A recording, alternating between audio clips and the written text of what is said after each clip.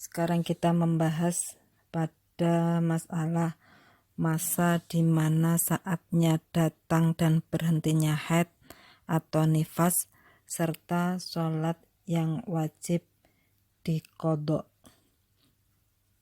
Jadi nanti sebelum kita membahas lebih lanjut, di sini akan dijelaskan bahwa ada yang menyebabkan sesuatu yang tidak diperbolehkannya sholat. Ulama menyebutnya dengan istilah mani' atau mawani'. Jadi sesuatu yang menyebabkan dilarang seseorang untuk melakukan sholat. Yaitu yang pertama adalah masalah seseorang yang mengalami haid, yang kedua nifas, kemudian yang ketiga adalah kufur asli. Jadi memang awalnya sejak awal itu kufur, bukan karena murtad. Kemudian yang ketiga adalah masih kecil sebelum balik, anak yang masih kecil sebelum balik. Yang kelima adalah gila, yang keenam orang ayan, dan yang ketujuh adalah orang yang mabuk. Jadi semua itu menghalangi untuk melakukan sholat. Itu disebut namanya mani', yang menyebabkan seseorang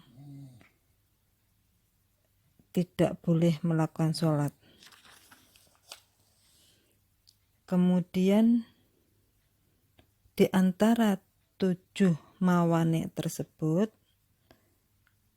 yaitu yang 5 bisa kembali lagi, tetapi yang 2 tidak akan bisa terulang. Yang 5 bisa terjadi lagi, yaitu haid, nifas, gila, ayan, dan mabuk. Adapun yang 2 tidak akan pernah kembali lagi, yaitu kufur asli dan anak. Kalau anak sudah balik, maka tidak ada lagi sifat anak. Atau orang yang kufur asli kemudian Islam, maka dia tetap berkewajiban sholat seterusnya. Maka di sini nanti kita akan membahas terkait wanita ini masalahul haid, yaitu masalah haid dan nifas. Apabila seorang wanita yang mengalami haid atau nifas, kemudian dia mengalami haid atau nifasnya itu sudah masuk waktu sholat dan diperkirakan dia mampu atau ada waktu untuk dia melakukan wudhu dan sholat, atau orang yang istihadah bisa cukup untuk bersuci dan kemudian melakukan sholat, maka nanti ketika dia sudah suci, karena saat itu belum menjalankan sholatnya, maka dia harus mengqadha, ada kewajiban mengqadha sholat yang ditinggalkan waktu datangnya mawani' tadi, atau datangnya haid atau nifas. Jadi yang diperhatikan, yang diqadha adalah waktu yang ditinggalkan saat itu. Tidak berkewajiban untuk mengqadha sholat waktu yang sebelumnya atau waktu yang sesudahnya, karena ini terkait orang yang keluarnya darah haid saja atau nifas saja. Meskipun saat keluarnya itu adalah waktu yang bisa dijamak, seperti keluar pada saat zuhur, habis adzan zuhur, kemudian dia belum sholat, maka dia wajib hanya mengqadha sholat zuhurnya saja, meskipun sholat zuhur itu bisa dijamak dengan sholat asar, karena saat datangnya itu hanya saat sholat zuhur, maka dia hanya berkewajiban mengqadha sholat zuhur, tidak ada kewajiban sholat asarnya. Jadi sebagai contoh, seseorang yang mengeluarkan darah mungkin jam 12:04 atau jam setengah 1 sementara belum sholat, maka besok hanya berkewajiban mengqadha sholat zuhur. Atau ketika keluar jam setengah 4 belum sholat asar, maka dia berkewajiban hanya sholat asar mengqadhanya. Demikian juga apabila terjadi mani atau penyebab lainnya seperti ayan atau gila, itu juga dia hanya dilihat saat itu belum sholat maka ketika datangnya ja'al mani itu tadi, dia berkewajiban hanya sholat saat datangnya itu yang menyebabkan dia harus mengqadha sholat yang ditinggalkan saat itu karena belum melakukan sholat. Tapi seandainya ada seseorang yang setengah 1 sudah sholat, kemudian jam 1 atau jam 2 keluar darah haid atau melahirkan nifas itu, dan dia sudah sholat sebelumnya, maka dia tidak ada kewajiban atau utang sholat. Seandainya mengeluarkan darah setelah habis subuh waktu duha, maka dia tidak ada utang sholat apapun di situ, karena tidak ada kewajiban saat itu yang harus dilakukan. Atau mungkin mengeluarkan darah habis isya jam 8 malam, setelah dia sholat isya, maka tidak punya hutang apapun. Kalau dia belum sholat isya, maka yang berkewajiban diqadha adalah hanya sholat isya saja. Jadi masalah saat datangnya haid, nifas, edan atau gila itu atau ayan utawi orang yang mabuk, itu yang disebut dengan ja'al mani, kewajiban mengqadhanya itu tidak menyebabkan merambat kepada sholat yang bisa dijamak. Jadi saat itu saja. Adapun orang yang mungkin mempunyai pendapat harus menggandeng sholat yang lain itu karena ada 2 penyebab yang menyertai. Jadi ini bisa difahamkan. Jadi yang mempunyai pemahaman harus mengqadha sholat yang sebelumnya atau sesudahnya, itu banyak para pendapat ulama itu tidak dibetulkan, tidak ada dasar yang menyertai di sana. Tetapi kalau ada yang mempunyai pendapat seperti itu sebetulnya karena ada 2 mani, 2 penyebab yang beriringan sehingga dia menyebabkan harus mengqadha'i sholat sebelum haid itu keluar ataupun yang belum sholat yang belum dijalankan itu karena ada 2 sebab. Mungkin sebab yang pertama adalah gila atau ayan mungkin, terus kemudian sebab yang kedua adalah haid dalam waktu yang berurutan. Jadi seumpama ada seseorang yang sebelumnya itu hilang ingatan mulai pagi hari, kemudian zuhur, kemudian asar, sampai waktu asar jam 4:30 dia sadar, kemudian dia haid mengeluarkan darah, maka dia itu berkewajiban mengqadhani sholat zuhurnya itu, karena bukan sebab haidnya saja, karena ada unsur lain yaitu unsur gilanya tadi. Jadi ada 2 penyebab yang menyertai keluarnya haid. Jadi bisa difahami ya, kita konsentrasi pada saat itu jam berapa, maka disitulah sholat yang belum kita lakukan, dan pada saat itu pula kemungkinan sholat sudah bisa tetapi kita belum sholat, maka yang berkewajiban hanya pada saat datangnya haid itu saja yang kita qadha'i. Jadi untuk berhati-hati, kita itu sholat sedini mungkin, artinya di awal waktu. Seandainya berjaga-jaga agar kita tidak meninggalkan sholat, apalagi kalau sudah masa-masa haid, tanggal-tanggal kemungkinan haid, maka sesegera mungkin sholat di awal waktu untuk berhati-hati agar tidak terjadi sholat yang kita tinggalkan. Tetapi toh seandainya terjadi haid pada saat waktu sholat dan belum melakukan sholat, tidak masalah, itu ada hukumnya. Kita besok ketika suci itu harus mengqadha, mengganti. Cara mengganti nanti di waktu apapun itu diperbolehkan, namanya mengganti, tidak harus yang duhur di duhur, asar di asar, itu tidak. Maka disinilah pentingnya kita mencatat, punya catatan pribadi. Seandainya nanti suatu saat kita lupa ataupun suatu saat kita meninggal, maka keluarga itu bisa melihat, oh ini pasti hutang sholat berapa, itu bisa diketahui. Ini pentingnya seseorang yang punya catatan pribadi terhadap sholat yang ditinggalkan saat keluarnya haid. Wallahu a'lam. Selanjutnya, sebelum kita membahas tentang sholat apa yang perlu diqadha saat haid atau nifas itu berhenti atau zalal mani', maka kita harus ketahui dulu sholat apa saja yang bisa dijamak, yaitu sholat yang bisa dijamak zuhur dan asar, maghrib dan isya.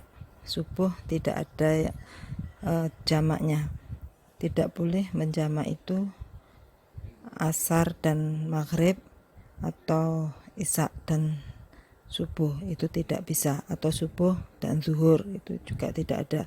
Jadi hanya ada maghrib, isya, zuhur dan asar. Ini perlu diperhatikan untuk menetapkan zalal mani atau hilangnya penyebab dilarangnya sholat itu kapan.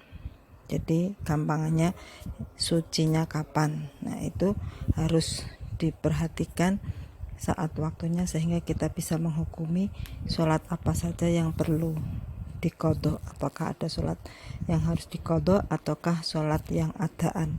Adaan itu ya sesuai dengan saat itu. Ini bagi perempuan juga menjadi hal yang penting.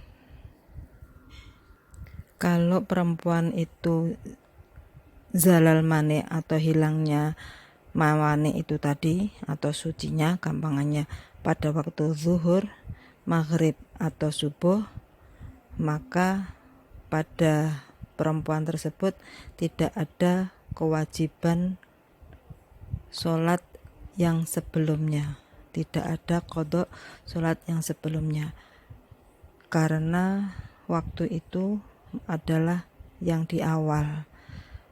Jadi tidak harus mengqadha sholat yang sebelumnya. Seperti kita suci di waktu zuhur, maka tidak berkewajiban kita mengqadha di sholat subuhnya. Atau kita suci waktu maghrib, maka kita tidak ada kewajiban untuk sholat asar ataupun sholat zuhurnya. Kalau keterangan yang dinamakan suci adalah bersihnya, ya, bersihnya tidak keluar darah, itu namanya sudah suci. Kemudian sholat itu harus sudah bersuci, harus sudah mandi. Maka perlu diperhatikan di sini, karena bersuci juga ada butuh waktu, maka nanti dilihat kapan betul-betul dia tidak keluar darahnya itu, apakah di waktu zuhur atau waktu asar ataukah waktu maghrib atau isya. Nah ini yang menentukan hukum sholat harus qadha apa saja, sholat yang harus ada apa saja. Ini yang perlu diperhatikan saat kita suci. Harus kita lihat betul dalam kapas itu tidak ada warna, salah satu jenis warna dalam haid, apa masih kekuningan atau semburat merah, sudah tidak ada sama sekali. Kalau masih ada warna bening tapi ada semburatnya kuning atau semburat merah, itu berarti masih dihukumi keluar darah haid, belum berhenti sama sekali. Nah, ini kalau berhentinya di zuhur maka dibersihkan, kemudian kita sholat zuhur, kemudian itu tidak ada utang subuhnya. Bisa jadi seseorang yang berhenti zuhur, terus kemudian wah kok kira-kira masih keluar atau enggak, kita tunggu sampai asar tidak keluar, tapi kita yakin zuhur tadi sudah tidak keluar, maka dalam penantian ini kita bersucinya di sholat di waktu asar. Maka kalau yang seperti ini berarti kita mengqadha zuhur dan adaan asar. Atau seandainya zuhur tadi masih keluar, kemudian asar sudah bersih, kita mandi di asar, sudah bersih asar dan mandi di asar, kemudian kita sholat asarnya adaan, kemudian langsung qadha zuhur. Karena apa? Antara asar dan zuhur itu bisa dijamak. Maka di sini kalau zalal mani atau saat berhentinya sesuatu yang menghalangi itu datang atau selesai, kita melakukan haid sudah selesai bersih, maka ini terjadi pemahaman harus tahu betul mana sholat yang harus dijamak atau tidak. Jadi kalau hilangnya mawani atau hilangnya penyebab untuk tidak bisa sholat itu di waktu asar atau waktu isya, kemudian dia hanya ada waktu bisa untuk mandi dan melakukan sholatnya itu hanya lafadz Allahu Akbar, tidak sampai selesai, maka di situ seseorang tersebut tetap kewajiban menjalankan sholat pada saat itu dengan adaan bukan qadha. Jadi langsung, meskipun waktu itu hanya mepet, terus kemudian manjing waktu selanjutnya, itu tetap berkewajiban adaan,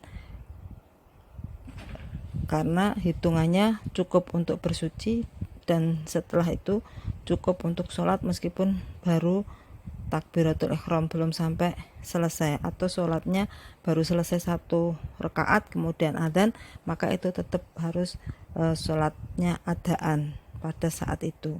Jadi umpama selesai asar sudah mepet mau maghrib, maka dia umpama maghribnya itu jam 6 kurang seperempat, terus kemudian setengah 6 kita bersih mandi, baru sholat 1 rakaat sudah adzan maghrib, itu asarnya tetap adaan, terus kemudian zuhurnya qadha, seperti itu.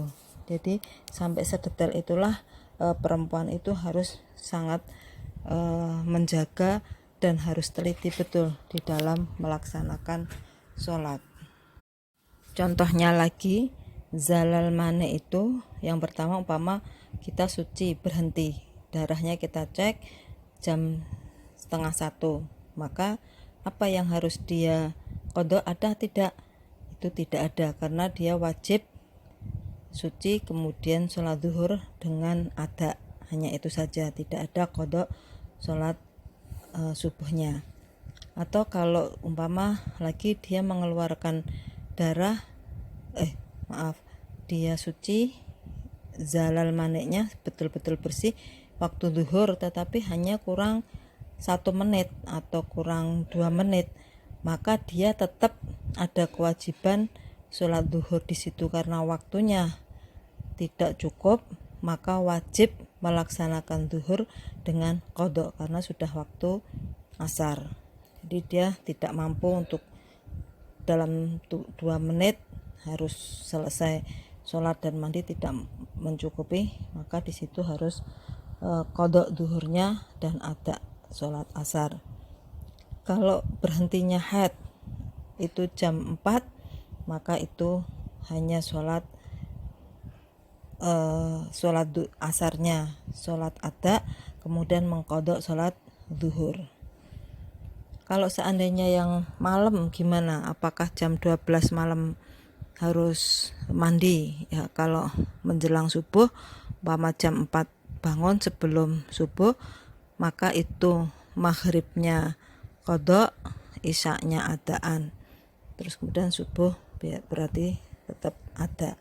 Kalau seandainya kita tahu isya itu sudah bersih, tetapi karena dingin belum bisa sempat mandi, dan kemudian kita bangun sudah masuk waktu subuh, maka sesungguhnya kita punya kewajiban untuk melaksanakan sholat maghrib dan sholat isya, karena pada hakikatnya kita sudah suci pada saat itu, maka sholat maghrib dan sholat isya-nya kita qadha. Terus kemudian subuhnya jelas adaan. Jadi di sini perlunya ketika sudah mepet menjelang habisnya itu sesering mungkin kita ngecek apakah masih keluar atau tidak kemudian kita masa bodoh, itu tidak demikian. Maka disinilah kita harus betul-betul mencatat kapan berhentinya, jam berapa, sholat yang telah dilakukan apa. Ini menjadi catatan seorang perempuan. Baik, ini terkait dengan masalah sholat. Terus kemudian bagaimana dengan masalah puasa? Kalau sholat kita ya yang diqadha itu pada persoalan ja'al mani saat penghalang itu datang, ataupun zalal mani saat penghalang itu pergi, atau saat darah keluar, atau saat suci. Tetapi bagaimana dengan puasa? Puasa itu harus diqadha semua. Ini puasa Ramadan ya, maksudnya itu harus diqadha semua masa yang ditinggalkan saat haid atau saat nifas. Kalau seseorang melahirkan tanggal 30 Sya'ban, kemudian dia masuk Ramadan, berarti bisa jadi dia nifasnya lebih dari 30 hari, bisa jadi dia hutang. Ya, kita langsung mengambil hukum hutang puasa dilihat dari karena dia nifas ya, tidak kemudian kita mengambil hukum apakah ini anaknya kuat atau tidak perlu melihat dari unsur itu, karena hukum yang kuat sudah lebih dulu melekat dan mempunyai posisi karena nifas, maka ada kewajiban mengqadha besoknya, seluruhnya 30 hari harus diqadha. Nah, kalau yang haid juga demikian, seandainya jam 5:30 padahal sekarang itu umpama adzannya masuk mancingnya waktu buka itu jam 5:30 ya, 6:33, jadi 3 menit kurang 3 menit kok kemudian keluar haid.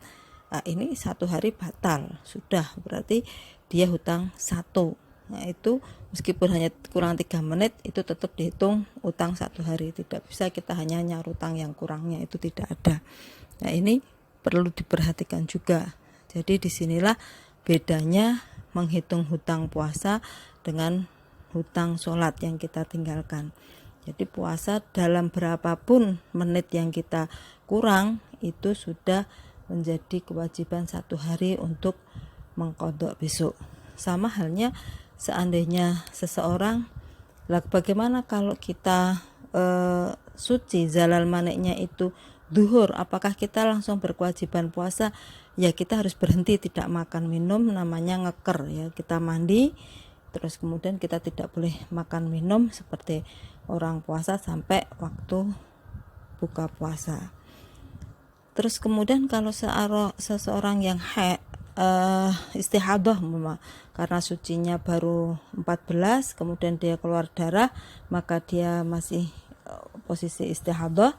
Lah, kira-kira pama istihadahnya itu sampai tanggal ke-15 jam 3 sore, karena catatan dia itu dulu suci jam 3 sore, maka 15 hari 15 malamnya adalah jam 3 sore. Kemudian pada saat itu puasa Ramadan, pagi hari mulai pagi dia harus berkewajiban puasa, maka ketika jam 3 sore dia masuk ke perhitungan haid itu baru tidak puasa. Jadi ada hutang 1 di situ. Tidak boleh kemudian besok saya sudah masuk haid, sejak pagi saya tidak puasa, itu tidak boleh, karena dia ada kewajiban sholat berarti ada kewajiban puasa. Ini hal yang betul-betul harus detail diperhatikan. Apa saja hal yang menyebabkan seseorang wajib mandi besar? Yaitu yang pertama adalah jima atau adanya masuknya hasyafah pada farji. Kemudian yang kedua keluarnya mani, yang ketiga meninggal, 4 haid, 5 nifas, dan 6 melahirkan, baik melahirkan bayi atau masih berupa daging gumpalan atau terjadi keguguran, itu ada kewajiban. Pada yang terkait haid ini, bagaimana kita mandi, kapan? Itu sewaktu-waktu darah itu sudah berhenti, maka ada kewajiban mandi. Nah, bagaimana kalau seseorang yang haidnya itu putus-putus, kapan dia harus berkewajiban mandi? Yaitu setelah dia hitung jumlah darah yang keluar itu sudah 24 jam, maka dia ketika putus-putus dan itu tidak keluar, pada saat tidak keluar berkewajiban untuk mandi. Setelah mandi kewajiban sholat. Kalau waktu puasa jima tidak masalah, tetapi seandainya kemudian hari berikutnya dia keluar lagi, maka dia melakukan sholat, melakukan tadarus Quran, kemudian melakukan jima, itu tidak dosa. Tetapi jika dia melakukan puasa, maka puasanya itu masih dihitung hutang, karena pada hakikatnya posisi dia masih perempuan tersebut masih pada masa haid. Jadi disinilah kalau terkait dengan Ramadan harus betul-betul dihitung puasanya yang masih masuk ke haid atau betul-betul sudah suci. Jadi seumpama dia haidnya itu 7 hari, kemudian sudah tidak keluar lagi, suci. Setelah suci 8, 9, hari ke-8, hari ke-9 puasa, hari ke-10 dia masih keluar darah lagi, maka puasa yang di hari 8, 9 tadi dia berkewajiban besok masih dihitung qadha, karena pada dasarnya hakikatnya belum suci. Terus bagaimana hukumnya kita sholat, kemudian berkumpul sama istri, itu tidak ada dosa, tetapi yang puasanya itu harus diqadha karena dia hakikatnya belum suci, maka puasanya tidak sah. Nah, ini yang terkait dengan puasa betul-betul harus kita perhatikan. Meskipun kita sudah sempurna puasanya 1 hari full, tetapi pada dasarnya belum suci, maka puasanya wajib diqadha. Terus kemudian kapan kita mandi lagi? Kalau betul-betul sudah bersih, ya kita mandi lagi gitu.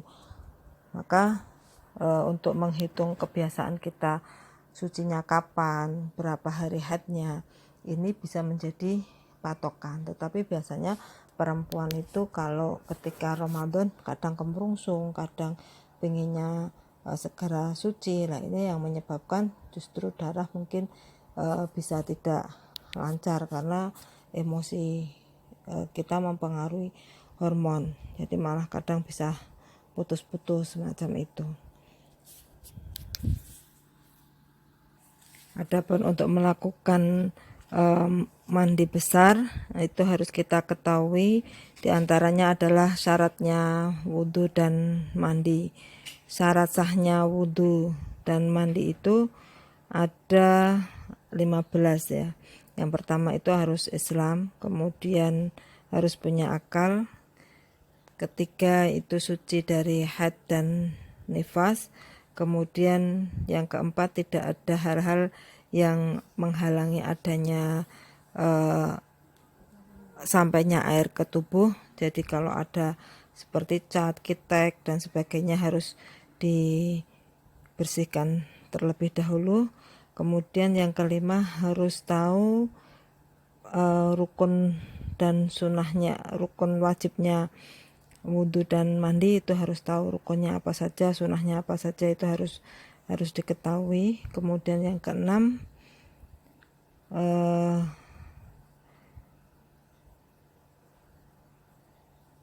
salah satu fardunya wudhu atau mandi itu harus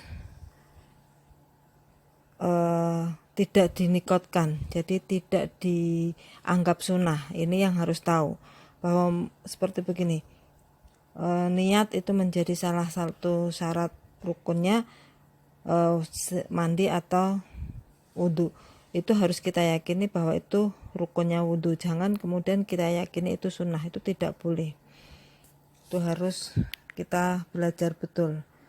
Terus kemudian dengan air yang suci dan mensucikan, kemudian harus menghilangkan najis yang terlihat. Jadi kalau berak, pipis dan sebagainya itu harus dibersihkan dulu. Jadi sebelum kita melakukan mandi atau melakukan wudhu itu harus dibersihkan dulu. Kemudian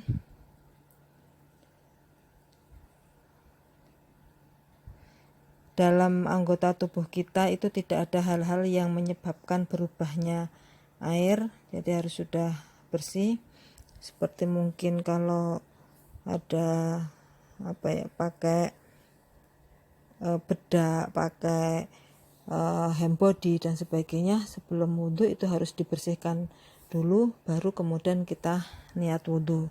Apalagi kalau seperti orang yang dandan make up tebal, nah itu harus dibersihkan terlebih dahulu pakai pembersih, betul-betul tidak ada bedak yang menempel, baru kemudian kita wudhu. Tidak boleh bedak kandel 1 cm itu terus kemudian wudhu, itu karena bisa merubah warna air, itu tidak diperbolehkan. Terus kemudian kita harus tegas, tidak boleh menggantungkan ini wudhu atau mandi ya. Itu menjadi syarat sahnya wudhu. Itu kalau kita wudhu ya wudhu, ini mandi ya mandi. Kemudian itu harus mengalirkan ya, mengalirkan air, tidak boleh mengusap kalau mandi itu. Adapun fardunya wudhu, fardunya mandi itu yang pertama adalah niat, dengan dibarengkan dengan salah satu membasuh yang disunatkan dengan sebelah kiri bagian badan. Jadi diniatkan nawaitul ghusla rafil hadasil akbari lillahi ta'ala, itu diniatkan untuk mensucikan diri dari hadas besar bersamaan dengan pertama kali melakukan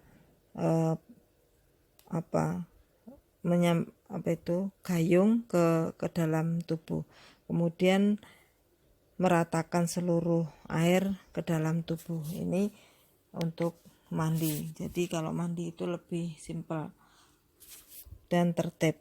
Ini yang perlu diperhatikan.